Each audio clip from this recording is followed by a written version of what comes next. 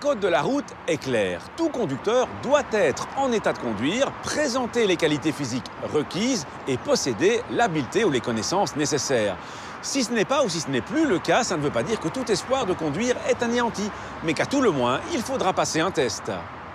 Et lorsque le conducteur a un problème fonctionnel, de quelque nature que ce soit, il est obligé de restituer son permis de conduire auprès de l'autorité qui l'a délivré et également avertir sa compagnie d'assurance d'une modification du risque.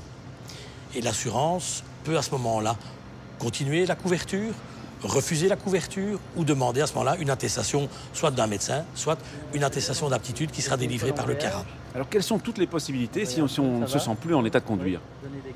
Il y a d'abord, je crois, la première démarche à faire, c'est en discuter avec son médecin traitant. Les médecins ont été avertis, suivant le nouvel arrêté royal concernant le permis de conduire, des dispositions à prendre lorsqu'un patient ne répond plus aux critères d'aptitude à la conduite. Et le médecin, à ce moment-là, peut renvoyer le candidat, le patient, chez nous pour que nous pratiquions donc une évaluation complète de ses aptitudes à la conduite. Donc on va d'abord faire 1 ou 2 tours du bâtiment, donc ça vous pouvez bien vous habituer à la voiture. Les gens se présentent aussi avec parfois des véhicules modifiés et on vérifie s'ils savent les utiliser. Bien sûr, c'est donc le but d'une évaluation, d'abord au niveau de l'aptitude pure et de définir également les transformations apportées au véhicule, les adaptations apportées au véhicule pour qu'une personne présentant un handicap moteur puisse effectivement circuler à bord de son véhicule en toute sécurité. Donc on peut dire que le CARA n'a pas pour but de recaler les gens. Du tout. Le but, effectivement, c'est de cerner la problématique et justement de pouvoir émettre ces conditions et restrictions. J'aime bien l'expression « c'est pas noir, c'est blanc ». Nous avons beaucoup de gris et qui nous donne beaucoup de possibilités, justement, pour délivrer un certificat d'aptitude à la conduite. Quel genre de conditions, de restrictions peuvent aboutir? Bien, les conditions peuvent d'abord s'appliquer au niveau du véhicule, boîte automatique par exemple, commande manuelle si le candidat n'a plus l'usage des membres inférieurs, et des restrictions quant à l'usage du véhicule. Ces restrictions s'adressent plus au conducteur. On peut très bien imposer une conduite de jour uniquement, éventuellement dans un rayon de X kilomètres au départ du domicile, éventuellement éviter les autoroutes. Ce sont des restrictions qui figurent à ce moment-là clairement sur le permis de conduire et que le candidat peut à ce moment-là transmettre également aux assurances.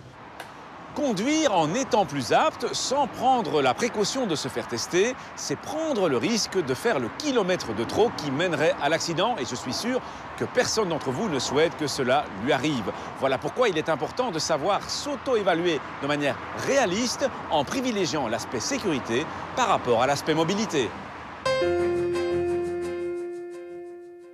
À la question de la semaine dernière, il fallait répondre qu'un usager qui commet une infraction doit pouvoir présenter à un policier un document d'identité dès 15 ans.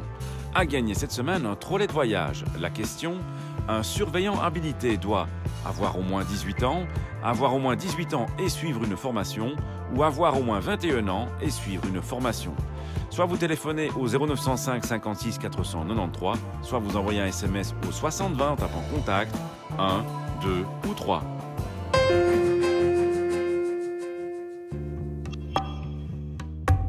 Certaines interdictions d'arrêt ont pour but de garantir la mobilité et la sécurité des usagers faibles en leur évitant par exemple de devoir passer par la chaussée ou en leur assurant une bonne visibilité.